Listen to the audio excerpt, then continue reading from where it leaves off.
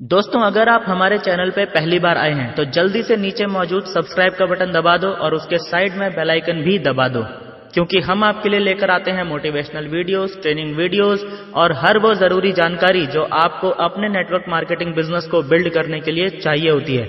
और दोस्तों, जल्दी से इस वीडियो के नीचे मौजूद लाइक का बटन भी दबा दो ताकि ये वीडियो आप जैसे और भी बहुत सारे महत्वाकांक्षी और पॉजिटिव सोच वाले लीडर्स तक पहुंच सके।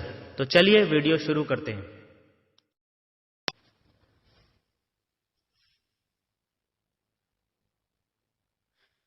पॉइंट नंबर 1, एक डैडी को यह कहने की आदत थी, मैं इसे नहीं खरीद सकता। दूसरे डैडी इन शब्दों के इस्तेमाल से चिढ़ते थे। वे जोर देकर कहा करते थे, मुझे इसके बजाय यह कहना चाहिए, मैं इसे कैसे खरीद सकता हूं। पहला वाक्य नकारात्मक है और दूसरा प्रश्नवाचक। एक में बात खत्म हो जाती है और दूसरे में आप सोचने के लिए मजबूर हो जाते हैं। जब हम ये कहते हैं कि मैं इसे नहीं खरीद सकता, तो हमारा दिमाग काम करना बंद कर देता है। इसके बजाय जब हम ये पूछते हैं कि मैं इसे कैसे खरीद सकता हूं, तब हमारा दिमाग काम करना शुरू कर देता है। पॉइंट नंबर 2, दरअसल लोग अपने विचारों से ही अपने जीवन को दिशा देते हैं। गरीब डैडी हमेशा कहा करते थे, मैं कभी अमीर नहीं बन पाऊंगा, और उनकी यह भविष्यवाणी सही साबित हुई। दूसरी तरफ अमीर डैडी हमेशा खुद को अमीर समझते थे। वे इस तरह की बातें करते थे, मैं अमीर हूं, और अमीर लोग ऐसा नहीं करते। एक बड़े आर्थिक झटके के बाद जब वे दिवालियेपन की कगार पर थे, तब भी वे खुद को अमीर आदमी ही कहते थे। वे कहते थे, गरीब होने और पैसा ना होने में फर्क होता है। पैसा पास में ना होना अस्थायी होता है, जबकि गरीब स्थायी होता है। गरीब डैडी इसलिए गरीब नहीं थे क्योंकि वो कम कमाते थे, बल्कि वो इसलिए गरीब थे क्योंकि उनके विचार और काम गरीबों वाले थे। पॉइंट नंबर 3, पैसा एक तरह की ताकत है, परंतु इससे भी बड़ी ताकत है वित्तीय शिक्षा। पैसा तो आता और जाता रहता है, परंतु यदि आप ये जानते हैं कि पैसा किस तरह से काम करता है, तो आप ज्यादा ताकतवर हो जाते हैं और आप दौलत कमाना शुरू कर सकते हैं। स्कूल्स में यह नहीं सिखाया जाता है कि पैसा किस तरह से काम करता है, इसीलिए ज्यादातर लोग पैसे के लिए काम करने में अपनी सारी जिंदगी बर्बाद कर देते हैं। पॉइंट नंबर 4, तुम गरीब तभी कहलाओगे जब तुम लोग हार मान लोगे। सबसे महत्वपूर्ण चीज यह है कि तुमने कुछ किया। ज्यादातर लोग केवल अमीर बनने के बारे में बातें करते रहते हैं और उसके सपने देखते रहते हैं। तुमने कुछ किया है, मुझे तुम पर गर्व है। मैं फिर से यही कहूंगा, आगे बढ़े चलो और हार मत मानो। पॉइंट नंबर 5, अगर तुम में तत्काल फैसला लेने की क्षमता नहीं है, तो तुम कभी भी पैसा बनाना नहीं सीख पाओगे। मौके आते हैं और चले जाते हैं, इसलिए तत्काल फैसला लेने की क्षमता एक महत्वपूर्ण कला है। पॉइंट नंबर 6, अगर तुम जिंदगी के सबक सीखते हो तो इससे तुम्हें बहुत फायदा होगा। अगर तुम ऐसा नहीं करते हो तो जिंदगी तुम्हें लगातार धक्के देती रहेगी। लोग दो चीजें करते हैं, कुछ लोग जिंदगी के धक्के को सहन करते चले जाते हैं, बाकी लोग गुस्सा हो जाते हैं और जिंदगी को धक्का दे देते हैं। लेकिन वे धक्का देते हैं अपने बॉस को, अपने काम को, अपनी पत्नी या अपने पति को। वे ये नहीं जानते हैं कि जिंदगी उन्हें धक्का दे रही है। जिंदगी हम सबको धक्के देती है। कुछ लोग हार मान लेते हैं और बाकी के लोग लड़ते हैं। कुछ लोग सबक सीख लेते हैं और आगे बढ़ जाते हैं। ऐसे लोग जिंदगी के धक्कों का स्वागत करते हैं। इन गिने चुने लोगों के लिए धक्कों का मतलब यह होता है कि उन्हें कुछ नया सीखने की जरूरत है। वे सीखते हैं और खुद को आगे बढ़ा लेते हैं। पॉइंट नंबर 7, ज्यादातर कर्मचारियों को पूरी तनख्वाह कभी नहीं मिलती।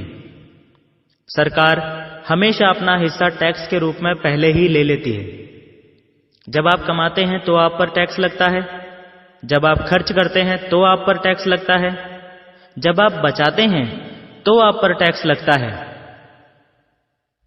और फाइनली जब आप मर जाते हैं तो भी आप पर टैक्स लगता है। लेकिन अमीर लोग सरकार को ऐसा नहीं करने देते। सिर्फ गरीब और मध्यम वर्गीय लोग ही सरकार को ऐसा करने देते हैं। पॉइंट नंबर 8, हर व्यक्ति की आत्मा का एक हिस्सा कमजोर और जरूरतमंद होता है जिसे खरीदा जा सकता है, और यह भी सच है कि हर इंसान की आत्मा का एक हिस्सा मजबूत और दृढ़ निश्चयी होता है जिसे कभी नहीं खरीदा जा सकता। असली सवाल यह है कि इनमें से कौन सा हिस्सा ज्यादा ताकतवर है। ज्यादातर लोगों की एक कीमत होती है, और वो उनकी कीमत इसलिए होती है क्योंकि हम सभी में दो भावनाएं होती हैं, डर और लालच। पहले वो पैसे के बिना रहने के डर से कड़ी मेहनत करते हैं, और इसके बाद जब हमें तनख्वाह मिलती है तो हम में लालच या इच्छा की भावना जाग जाती है। पैसे होने पर हम उन बढ़िया बढ़िया चीजों के बारे में सोचने पर मजबूर हो जाते हैं जो उस पैसे से खरीदी जा सकती हैं, और इस तरह से हमारी जिंदगी का एक पैटर्न बन जाता है। सुबह उठो, काम पर जाओ, खर्च करो। सुबह उठो, काम पर जाओ, खर्च करो। लोगों की जिंदगी हमेशा डर और लालच इन्हीं दो भावनाओं से चलती है। उन्हें अगर ज्यादा पैसा मिल भी जाए तो भी वो इसी पैटर्न पे चलकर अपना खर्च बढ़ा लेंगे, और इसी पैटर्न को चूहा दौड़ कहा जाता है, यानी रैट रेस कहा जाता है। पॉइंट नंबर 9, अगर तुम्हें डर और लालच पे काबू पाना नहीं आता तो तुम चाहे कितने भी अमीर बन जाओ, असलियत में तुम एक बड़ी तनख्वाह पाने वाले गुलाम ही रहोगे। गरीबी या पैसे की तंगी का खास कारण डर और अज्ञान होता है, ना कि अर्थव्यवस्था या सरकार या अमीर लोग। यह खुद का ओढ़ा हुआ डर और अज्ञान होता है जो लोगों को इस जाल में फंसाए रखता है। पॉइंट नंबर 10, धन असल में एक भ्रम है जो हकीकत में एक गधे के सामने लटकी गाजर की तरह होता है। धन के भ्रम के कारण जो डर और लालच पैदा होता है, उसकी वजह से ही अरबों खरबों लोग ये सोचते रहते हैं कि धन असली चीज है। धन दरअसल में एक मायाजाल है। जनता के अज्ञान और भरोसे की वजह से ही ताश के पत्तों का ये महल खड़ा रह पाता है। अगर ऐसा ही चलता रहा तो गरीबों और अमीरों के बीच खाई एक दिन इतनी बड़ी हो जाएगी कि कयामत आ जाएगी। गरीब, मध्यम वर्गीय और नासमझ लोगों की जिंदगी सिर्फ इसीलिए बर्बाद हो जाएगी क्योंकि वे ये भरोसा करते हैं कि धन ही असली चीज है, और वो जिस कंपनी के लिए काम करते हैं वो कंपनी या सरकार उनका ख्याल रखेगी। पॉइंट नंबर 11,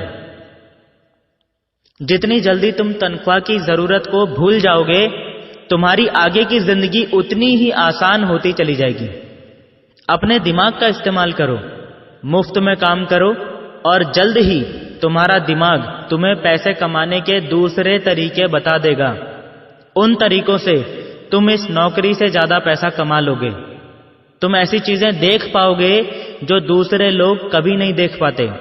मौके उनकी नाक के नीचे होते हैं, फिर भी ज्यादातर लोग इन मौकों को कभी नहीं देख पाते।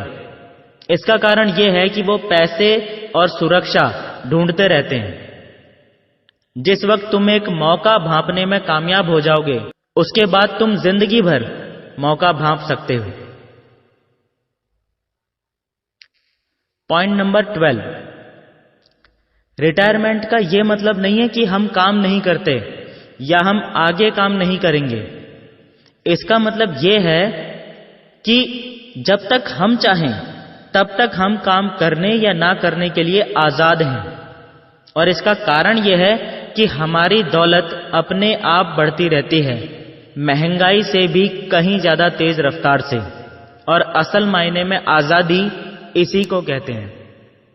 पॉइंट नंबर 13, बहुत से लोग सिर्फ पैसे पर अपना ध्यान लगाए बैठे हैं और अपनी सबसे बड़ी दौलत पर ध्यान नहीं दे रहे हैं, जिसका नाम है शिक्षा। अगर लोग लचीले होने, दिमाग खुला रखने और सीखने के लिए तैयार रहें तो तमाम आर्थिक उतार चढ़ावों के बावजूद भी वो बहुत अमीर बन सकते हैं। अगर लोग ये सोचेंगे कि पैसा ही उनकी समस्याओं को सुलझा सकता है, तो ऐसे लोगों के लिए आगे आने वाला समय बहुत परेशानी भरा होगा। समस्याएं बुद्धि से सुलझती हैं और पैसा आता है। अगर आपके पास पैसे की समझ नहीं है तो पैसा चाहे आ भी जाए पर ज्यादा देर तक नहीं टिकता। पॉइंट नंबर 14, अमीर होने का सबसे पहला महत्वपूर्ण नियम यह है कि आपको संपत्ति और दायित्वों के बीच का अंतर पता होना चाहिए और हमेशा संपत्ति ही खरीदना चाहिए। अगर आप अमीर बनना चाहते हैं तो आपको बस इतना ही जानना जरूरी है। यही पहला नियम है, यही इकलौता नियम है। ये बहुत आसान लगता है, लेकिन ज्यादातर लोगों को यह एहसास ही नहीं है कि यह नियम कितना महत्वपूर्ण है। ज्यादातर लोग पैसे की समस्याओं में सिर्फ इसीलिए उलझे रहते हैं क्योंकि उन्हें यह पता ही नहीं होता कि संपत्ति और दायित्व में क्या फर्क होता है। अमीर लोग संपत्ति इकट्ठी करते हैं और गरीब और मध्यम वर्गीय लोग दायित्व इकट्ठे करते हैं। और मजे की बात यह है कि उन लोगों को यह लगता है कि वे संपत्ति इकट्ठी कर रहे हैं। पॉइंट नंबर 15, संपत्ति वो चीज है जो आपके जेब में पैसा डालती है और दायित्व वो चीज है जो आपकी जेब से पैसा निकालती है। अगर आप अमीर बनना चाहते हैं तो जिंदगी भर संपत्ति खरीदते रहिए।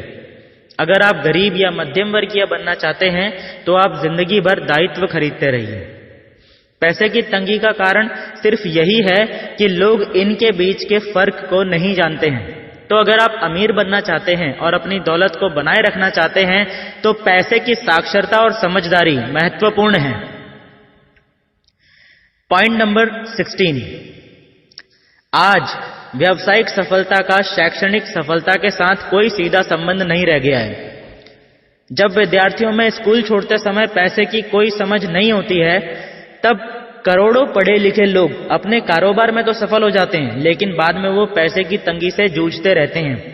उनकी शिक्षा में कमी ये नहीं है कि उन्हें पैसे कमाना नहीं सिखाया गया है, बल्कि ये है कि उन्हें पैसे खर्च करने का तरीका नहीं सिखाया गया है। पॉइंट नंबर 17, लोगों की जिंदगी में पैसे की तंगी इसीलिए आती है क्योंकि वो अपनी सारी जिंदगी दूसरों के लिए कार्य करते रहते हैं। कई लोगों के पास तो जिंदगी भर काम करने के बाद भी अपने लिए कुछ नहीं बच पाता। पॉइंट नंबर 18, पैसे के बारे में सबसे अच्छी चीज यह है कि यह हर दिन 24 घंटे काम करता है और ऐसा पीढ़ियों तक कर सकता है। आप जो भी काम करते हैं उसे करते रहें, परंतु साथ ही साथ अपने संपत्ति वाले कॉलम को बढ़ाते रहें। जब आपका कैश फ्लो बढ़ता है तब आप कुछ विलासिता वाली चीजें यानी लग्जरियस चीजें खरीद सकते हैं। इस बारे में एक महत्वपूर्ण तथ्य यह है कि अमीर लोग विलासिता की चीजें सबसे बाद में खरीदते हैं, जबकि गरीब और मध्यम वर्गीय लोग विलासिता की चीजें सबसे पहले खरीदते हैं। लोग अक्सर बड़े घर, हीरे, ज्वेलरी, गाड़ी, ऐसी विलासिता वाली चीजें इसीलिए खरीद लेते हैं ताकि वे अमीर दिख सकें, और वे दिखते भी हैं, परंतु असल में वो उधार के दलदल में गहरे धंसते चले जाते हैं। पॉइंट नंबर 19, हम में बहुत ज्यादा संभावनाएं होती हैं और हमें प्रकृति ने बहुत से उपहार दिए होते हैं, परंतु जो चीज हम सभी को पीछे धकेलती है वो है खुद के बारे में शंका। तकनीकी जानकारी की कमी के कारण हम पीछे नहीं रहते, बल्कि आत्मविश्वास की कमी के कारण पीछे रहते हैं। कॉलेज डिग्री के होने या अच्छे नंबरों के होने का कोई खास महत्व नहीं होता। शैक्षणिक माहौल के बाहर असली जिंदगी में अच्छे नंबरों से ज्यादा महत्वपूर्ण चीज की जरूरत होती है। इसे गट्स, बहादुरी, चालाकी, साहस, प्रतिभा, जोखिम लेने की क्षमता इत्यादि के नाम से पुकारा जाता है। ये तत्व, चाहे इसे किसी भी नाम से पुकारा जाए, कुल मिलाकर हमारे भविष्य पर स्कूल के नंबरों से ज्यादा असर डालता है। पॉइंट नंबर 20, व्यक्ति की प्रतिभा के सबसे बड़े दुश्मन हैं बहुत ज्यादा डर और खुद की क्षमताओं के बारे में शंका। असली जिंदगी में इंटेलिजेंट लोग आगे नहीं बढ़ पाते, बहादुर लोग आगे बढ़ पाते हैं। पॉइंट नंबर 21, बहुत कम लोग ये समझ पाते हैं कि किस्मत भी हम ही बनाते हैं, जिस तरह की पैसा बनाया जाता है। अगर आप ज्यादा किस्मत वाले होना चाहते हैं और ज्यादा पैसा बनाना चाहते हैं तो कड़ी मेहनत करने के अलावा आपकी फाइनेंशियल बुद्धि महत्वपूर्ण है। अगर आप उस तरह के व्यक्ति हैं जो सही चीज के होने का इंतजार करता है तो शायद आपको बहुत लंबे समय तक इंतजार करना पड़ेगा। पॉइंट नंबर 22, फाइनेंशियल बुद्धि 4 मुख्य तकनीकी दक्षताओं से मिलकर बनती है। नंबर 1, वित्तीय साक्षरता यानी अंकों को पढ़ने की योग्यता। नंबर 2, निवेश की रणनीति यानी धन द्वारा धन बनाने का विज्ञान। नंबर 3, बाजार यानी मांग और पूर्ति की समझ। नंबर 4, कानून, नेशनल कानूनों के बारे में जागरूकता यानी नियमों के भीतर रहकर खेलना।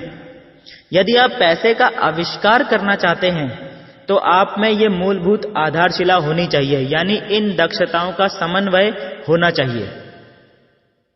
पॉइंट नंबर 23, आप जो जानते हैं वही आपकी सबसे बड़ी पूंजी है। आप जो नहीं जानते हैं वही आपका सबसे बड़ा जोखिम है। जोखिम तो हमेशा रहता है, इसीलिए इससे बचने के बजाय इसे मैनेज करना सीखें। पॉइंट नंबर 24, स्कूल और नौकरी में विशेषज्ञता का विचार एक लोकप्रिय विचार है, यानी कि ज्यादा धन कमाने के लिए या प्रमोशन हासिल करने के लिए आपको विशेषज्ञता हासिल करने की जरूरत है। इसीलिए मेडिकल डॉक्टर्स तत्काल आपने देखा होगा बाल रोग विशेषज्ञ या अस्थि रोग विशेषज्ञ जैसी विशेषज्ञता हासिल करने में जुट जाते हैं। और यही बात अकाउंटेंट्स, आर्किटेक्ट्स, वकीलों, पायलटों और बाकी लोगों के बारे में भी सही है। पढ़े लिखे डैडी इसी विचारधारा में यकीन रखते थे, इसीलिए वे डॉक्टरेट मिलने के बाद रोमांचित हो गए थे। वे ये मानते थे कि स्कूल में ऐसे लोगों का सम्मान किया जाता है जो कम से कम चीजों के बारे में ज्यादा से ज्यादा पढ़ते हैं। लेकिन अमीर डैडी इसका ठीक उल्टा करने के लिए प्रोत्साहित करते थे। आपको हर चीज के बारे में थोड़ा थोड़ा पता होना चाहिए, ये उनका सुझाव था। पॉइंट नंबर 25, एक और डरावनी मैनेजमेंट थ्योरी है, काम करने वाले इसीलिए कड़ी मेहनत करते हैं ताकि उन्हें नौकरी से ना निकाला जाए, और मालिक उन्हें केवल इतना देते हैं ताकि काम करने वाले छोड़कर ना चले जाएं। और अगर आप ज्यादातर कंपनियों की तनख्वाहें देखें तो आप पाएंगे कि इस बात में थोड़ी बहुत सच्चाई तो है।